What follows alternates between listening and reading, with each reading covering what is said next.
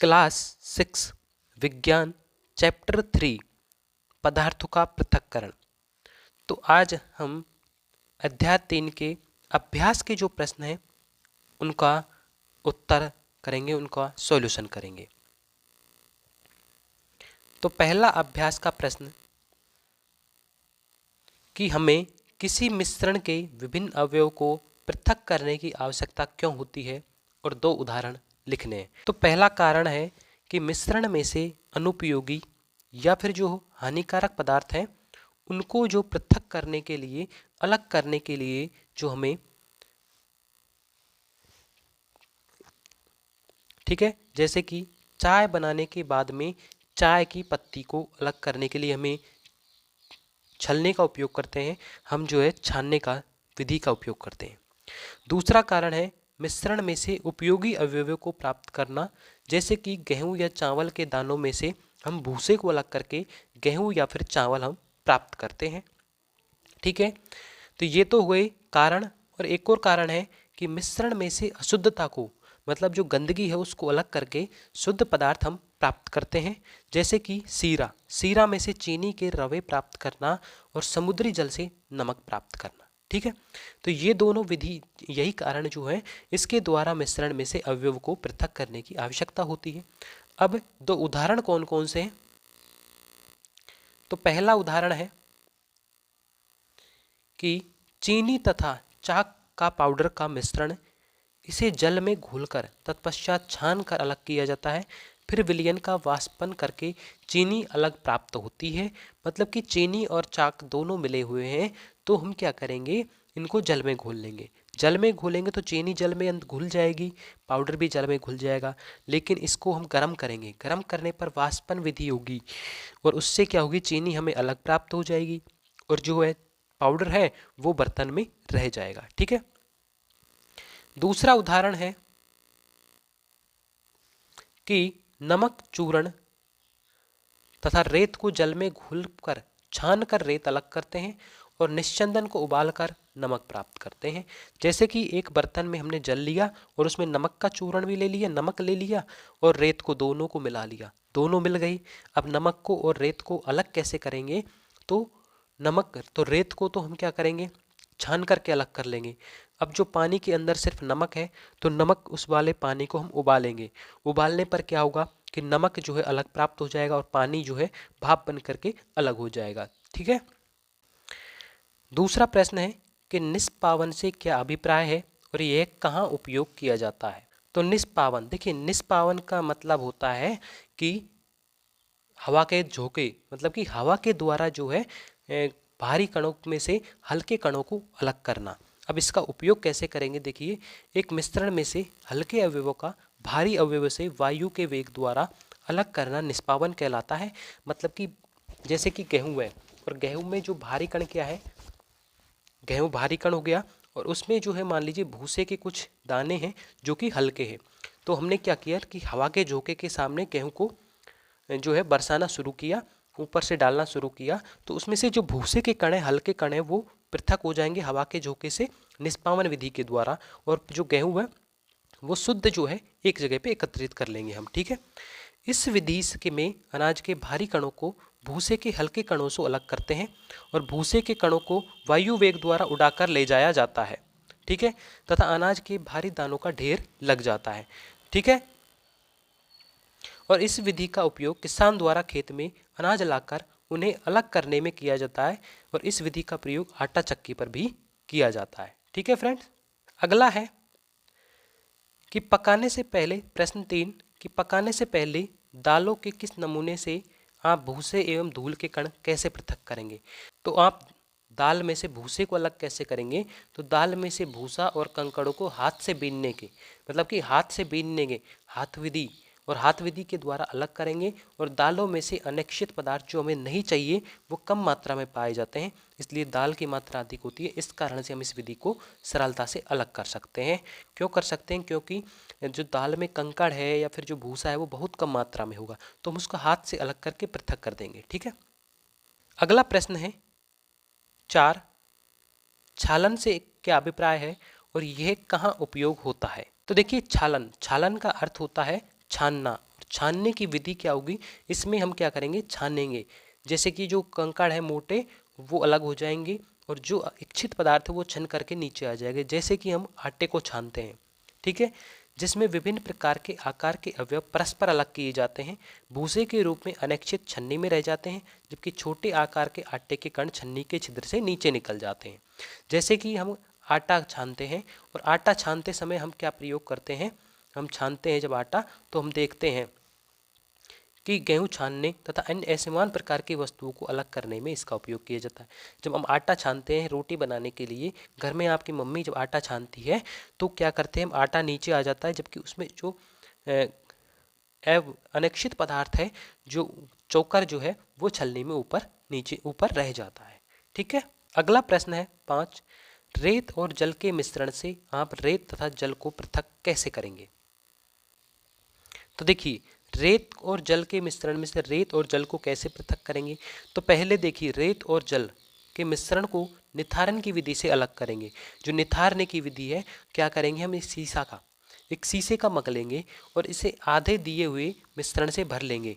आधा जो मिश्रण है रेत और जल का उससे भर लेंगे।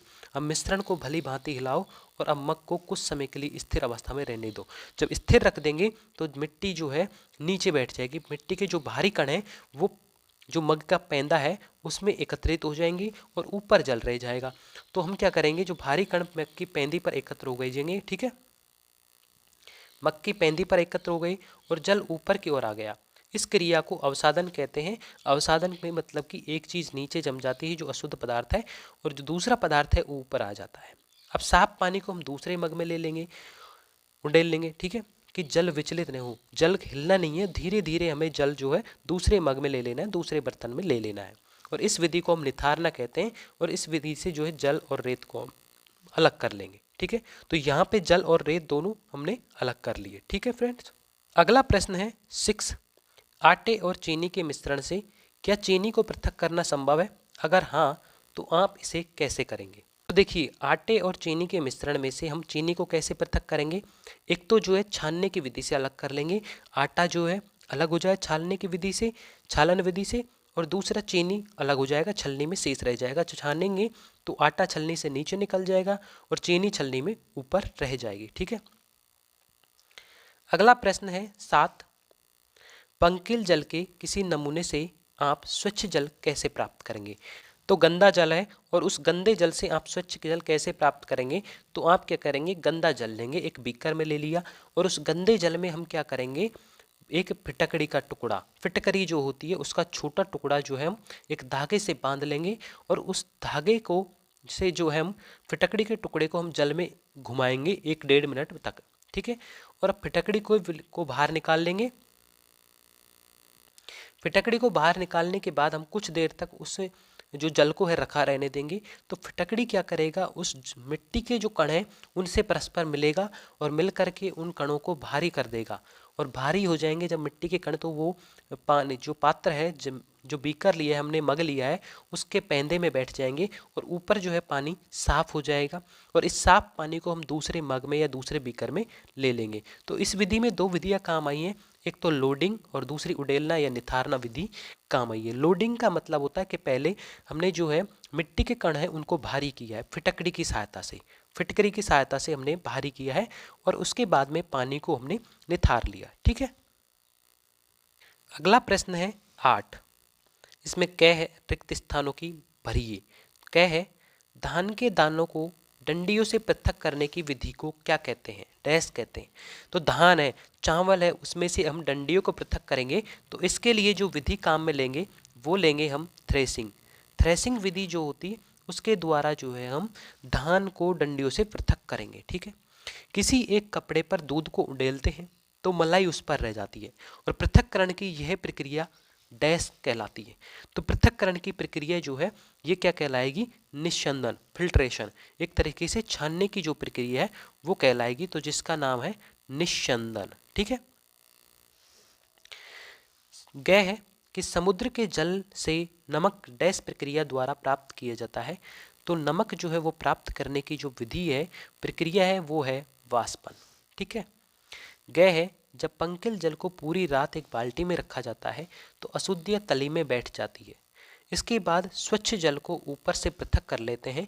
इसमें उपयोग होने वाली पृथक्करण की प्रक्रिया को डैश कहते हैं। तो इस प्रक्रिया को जो है हम निस्यंदन ही कहते हैं। क्या कहते हैं? इस प्रक्रिया को भी हम निस्यंदन कहते हैं। इसके द्वारा क्या होता है, हमने छान लिया जाता है एक तरीके से, जो अशुद्धि है वो पूरी रात जो है बाल्टी के पैंदे में बैठ गई थी। ठीक है, अगला प्रश्न है प्रश्न 9, सत्य अथवा असत्य। कै दूध और जल के मिश्रण को निस्यंदन द्वारा पृथक किया जा सकता है। तो दूध और जल है, दोनों को क्या हम छान करके अलग कर सकते हैं या फिर नितार करके अलग कर सकते हैं?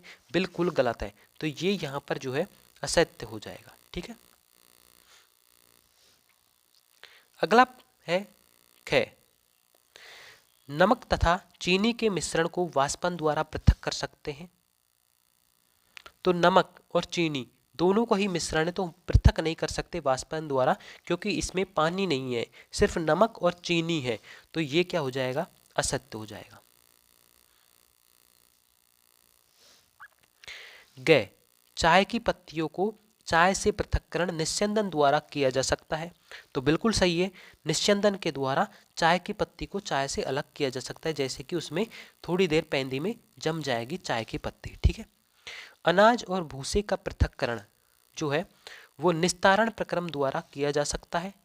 तो यहाँ पर ये सत्य होगा, क्योंकि निस्तारण के द्वारा जो है हम अनाज और भूसे को अलग कर सकते हैं। ठीक है, अगला प्रश्न है 10, जल में चीनी तथा नींबू का रस मिलाकर शिकंजी बनाई जाती है।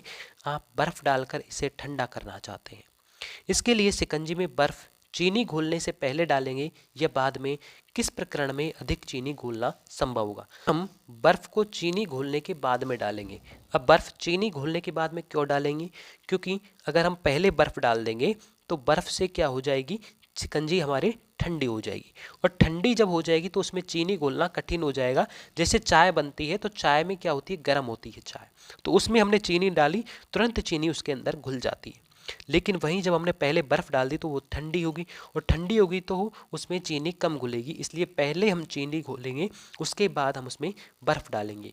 जब बर्फ़ के बाद में शिकंजी में डाला जाता है, मतलब जब चीनी के बाद में बर्फ़ को चीनी के बाद में डाला जाता है शिकंजी में, तो उसमें चीनी को और अधिक मात्रा में घोली जा सकती है। बर्फ़ को बाद में डालेंगे शिकंजी में। ठीक है, इसका कारण यह है कि बर्फ पिघलकर द्रव अवस्था धारण कर लेता है, जिससे उसमें चीनी की और अधिक मात्रा को घोला जा सकता है।